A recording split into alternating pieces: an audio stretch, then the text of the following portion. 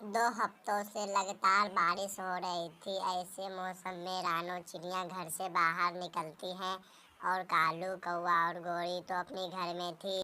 देखा कालू अपने आलस का नतीजा, कल ये छोटा था छेद और आज ये कितना बड़ा हो गया। हम लोग मेहनत नहीं किए इसीलिए न ऐसा हो रहा है। कालू और रानो चिड़िया और वो सभी मेहनत किया तो वो सबका घर नहीं टूट रहा है। देखा ना। फिर कालू कौवा घर से बाहर निकलता है और रानो चिड़िया के पास के पेड़ पर बैठ जाता है। फिर उधर से रानो चिड़िया आती हैं। रानो चिड़िया आते ही इसके पास तो टाट भी है और लकड़ी भी, कोई तरकीब निकाल कर इससे छीनना होगा। फिर कालू कौवा सोचने लगती है और तरकीब लगाने लगती है। फिर रानो चिड़िया वहाँ रुक जाती है और पूछने लगती है।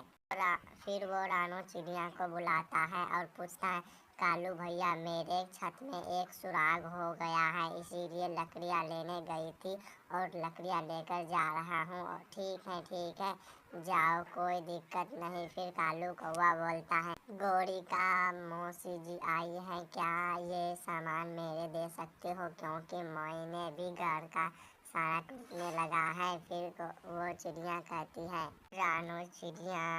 फिर कालू कौवा उसे कहता है कि मेरे रिश्तेदार सभी आया है, मेरा घर टूट गया है, मुझे लकड़ियाँ दे दो। फिर रानो चिड़िया उसे बात मान लेती है और कहता है फिर कालू कौवा कि मेरा घर ठीक होने के बाद मैं तुम्हारा घर ठीक कर दूंगा। फिर रानो चिड़िया कहता है कि हाँ ठीक है मैं देता हूँ। फिर रानो चिड़िया उसे लकड़ियाँ दे देता है और कालू कौवा वहाँ बैठा रहता है। और फिर रानो चिड़िया वहाँ उससे कहता है कि मुझे ठीक कर देना होगा आपका घर।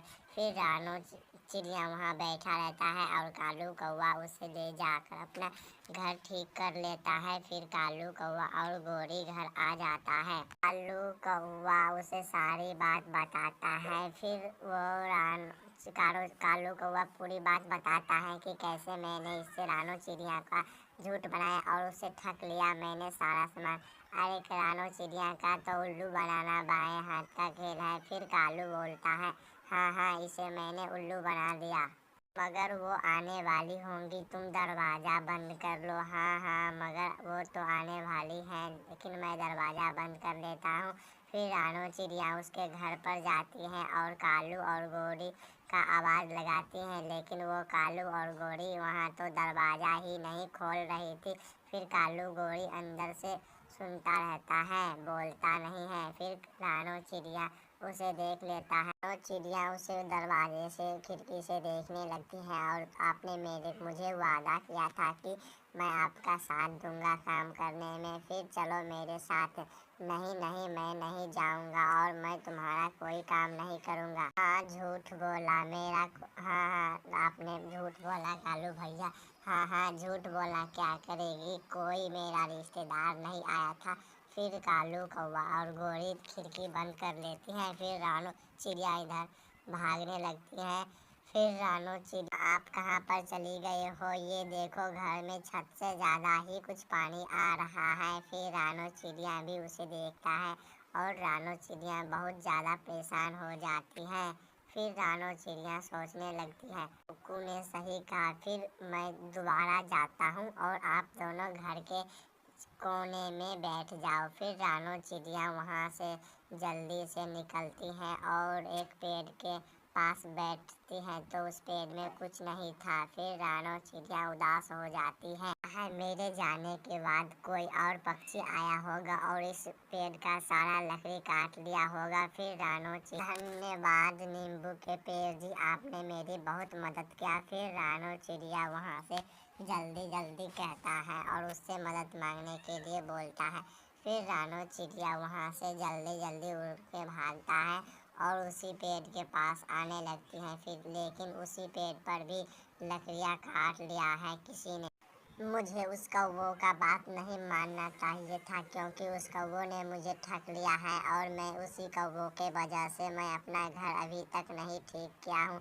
यहाँ तो सारा लकड़ियाँ ख़त्म हो चुकी हैं, अब मैं क्या करूँ। अगर कुकू और गुड़िया को कुछ हो गया तो फिर एक जादुई फूल के पीछे था गाछी। उससे रानो चिड़िया को आवाज़ लगाती है और बोलती, चिड़िया आप परेशान ना हो जाओ, आपको जो भी चाहिए वो मुझे मेरे से एक फूल का पत्ता तोड़ लो। फिर रानो चिड़िया उसे फूल का पत्ता तोड़ लेता है और वो उस गुलाब का पेड़ का धन्यवाद कर देता है और फिर वो अपने घर के लिए निकल जाता है। फिर रानो चिड़िया घर आते ही उसका घर, वो अपना घर को देखता है कि उसका घर तो टूट गया था। गुड़िया और कुकू बाहर में बैठा हुआ था। फिर कालू और गोरी उस पर हंसने लगती है। फिर वो चिड़िया भी अभी नहीं है, उसकी जान में जान आती है। फिर रानो चिड़िया वहाँ पर आ जाती है और वो बहुत खुश होता है क्योंकि उसका बच्चा बच गया था। फिर रानो चिड़िया उस गुलाब का फूल से कहता है कि मुझे एक बहुत बड़ा घर दे दो।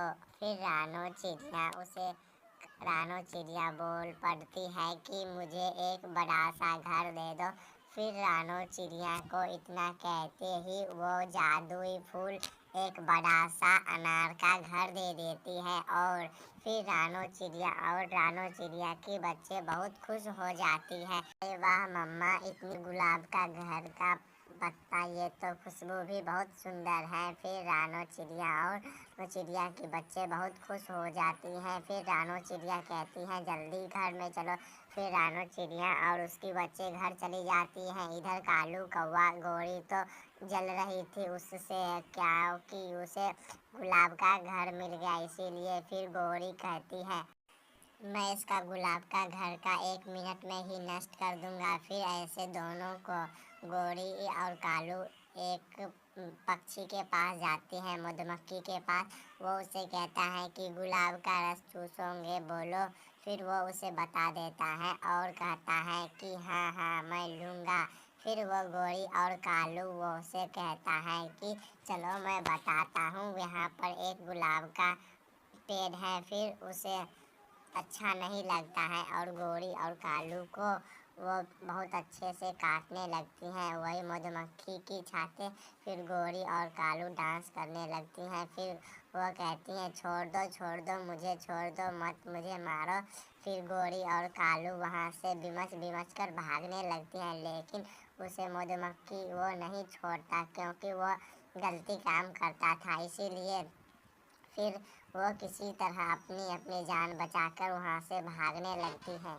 फिर कालू और गोरी को अपनी गलती की एहसास होती है। इधर रानो चिड़िया और उसे देखकर सभी लोग खुश थे। तो प्यारे दोस्तों, ये कहानी आपको